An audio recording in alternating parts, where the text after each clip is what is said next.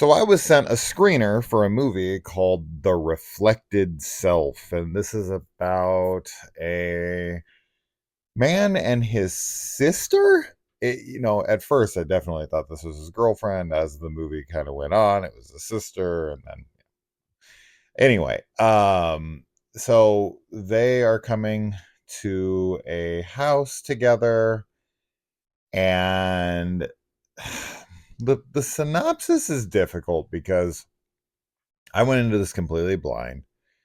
And I think that what ends up happening in it is what was most interesting to me because I had no idea what this was about. So I do want to keep the synopsis pretty vague. Um, so this is gonna kind of be difficult to talk about without a plot synopsis, but I guess I could give one at the end if you're not completely sold yet. How about that? So anyway, overall, I liked the movie. Now, it is a drama first, for sure. It is completely dialogue. It's mostly just a couple people in a house talking. That's the majority of the film. I thought there's three like main characters, and I thought all three of them were quite good. And I thought this was very well shot for the budget that it is. So I think it has a very clean look to it. But there's something happening with the story that is supposed to be an emotional gut punch. There's supposed to be some twists and whatnot. And I can't help but feel that they would have worked much better had we had more established relationships between our characters for the climax to have as much of an impact as it was going for. Because this definitely tries to have that emotional gut punch. And I just don't know if it's earned in its writing, but I feel like the actors are doing the best that they can with it. I'm not going to say it's a complete failure in that regard because, as I said, I did enjoy the film and I have some takeaways from it. Now, something happened that's kind of funny, and it's not the film's fault at all. And it couldn't have been more perfectly disastrous. I was watching this movie and I got towards the last, I checked the time because I needed to leave to get my kids, and I checked to see like, am I going to have enough time to finish this? And I had just enough time to like finish it and then do a couple things before I left. So the movie I checked it was about 8 minutes left, and then a moment happened and we like flashed back to another scene, right? Or so I thought. That it was like a perfect transition where I thought we were doing a reveal. I thought we were doing like a recap of a previous scene with added context. You know how we like go back to an earlier scene when something happens and it shows you this happened, and then you think the movie's ending and then it like replays another scene in the film but then shows you like they hid something with their hand or whatever.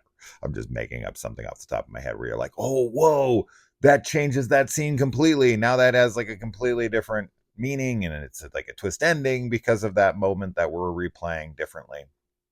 I could give examples, but I'm sure you guys know what I mean.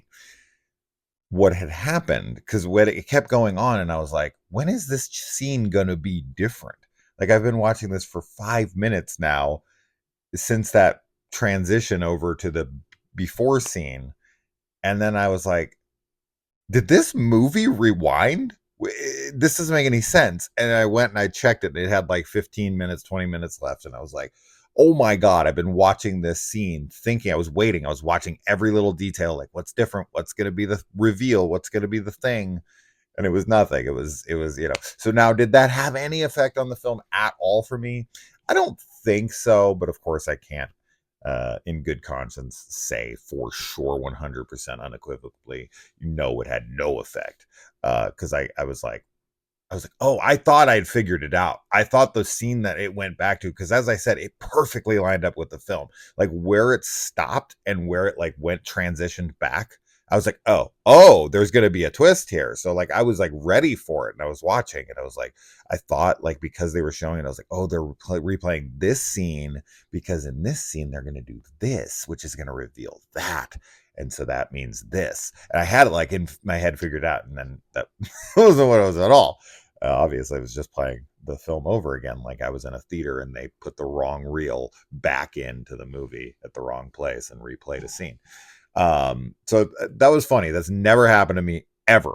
So this film gets to own that experience of mine as the only film that's ever had this happen. I have watched an entire film that was supposed to be subtitled, but my version wasn't playing it, and up until about 10% of the film left, I figured out that there was supposed to be subtitles for the deaf people who were doing sign language, and I thought I was supposed to be the person. Anyway, so I've had a lot of weird experiences with films, but this one specifically, I had that happen. I just thought that was a funny story. But yeah, if you're not like into more like attempts at mind bending dramas, because I'll reveal what this is actually about now. I'll try to keep that as vague as I can, but essentially what's happening here is he keeps slipping in and out of two different realities, and he can't really tell which one's real, should I say. And to me, that I am 100% the target audience for this. In fact, I wanted to create a show where a guy was going back and forth between two realities, and he was trying to figure out which one was real, and ultimately which one, and you'd attach the audience to like two separate lives that he was going back and forth through, knowing that ultimately in the end he was going to lose one of them, and really attach yourself to both lives, both characters, and knowing that one of them is fake, that this world doesn't exist, that these people don't exist. I find that fascinating, and with what we get here, I think there is some interesting stuff explored here. I think that the way that this goes, it definitely leaves you with a good amount of question marks, and I think that it is executed pretty well. I think that the acting is solid, as I said, so I don't really have an issue there. I just feel like had we stayed with our characters, because he's in one reality with his sister, and then another character is brought in, and then in the other reality, our second reality, is his therapist, and his therapist is trying to get him to recognize, like, no, this is what's happening to you, and this is why it's happening to you. And he kind of keeps slipping in and out of those realities, which is funny because I'm rewatching Lost with my kids right now, and it just so happens that the literal last episode of the show that we watched, season 4, episode 3, I think it was, where Desmond is having this exact same thing. He's slipping in and out of two different realities, and he doesn't believe one is real, and he believes the other one's real, and he's having to like communicate with these people back and forth to try to figure this out. So it's kind of similar to that, except for in that I'm so attached, and I think that kind of lends some credibility to what I'm trying to convey here, is that now, this is kind of unfair because Lost has had 4 seasons to create character development and attachment and whatever. So that isn't a tad unfair, obviously. But what I'm saying is that I so genuinely care about Desmond's relationships, his attachments to both sides of the coin, right? I know which one is real watching Lost and having seen the whole damn thing before. But even in that moment, had it been my first viewing, I know which one is real, but I know why he wants to believe either is real and what it means for him to be successful in attaching himself to one specific reality, and how he comes about it, and the character connections that he has to both realities. And I really felt like this film had a, I feel like it was lacking in our first reality with his sister. I felt like that stuff was not developed well at all, and I didn't feel the attachment there that I needed to for this film to be successful in his, you know, uh, his detachment from one versus the other. Like, I want this one to be real, or like, I need this one to be real. Like, I wanted to feel more of a connection to the other plane. And I didn't feel a lot towards either. But it was especially the one that they set up initially, you know. And I was like, I was trying to bind it, but then we don't really build much character connection. And that for me hurt the film, because that to me is kind of the whole meat of this tale, is his connection to both worlds, right? He feels like this is what's happening in this world, and then his therapist is like, no, this is what's happened, and this is how your mind's dealing with it, and blah blah blah. And you're sitting there as an audience member trying to figure out, is this one real or is that one real? Which I loved. That's great, right? And I love that concept. And I think conceptually it's very cool, and with the execution, I think it is half successful. I think it lands certain things. I think it builds enough intrigue, but I don't feel a strong enough payoff for me because of my connection to things.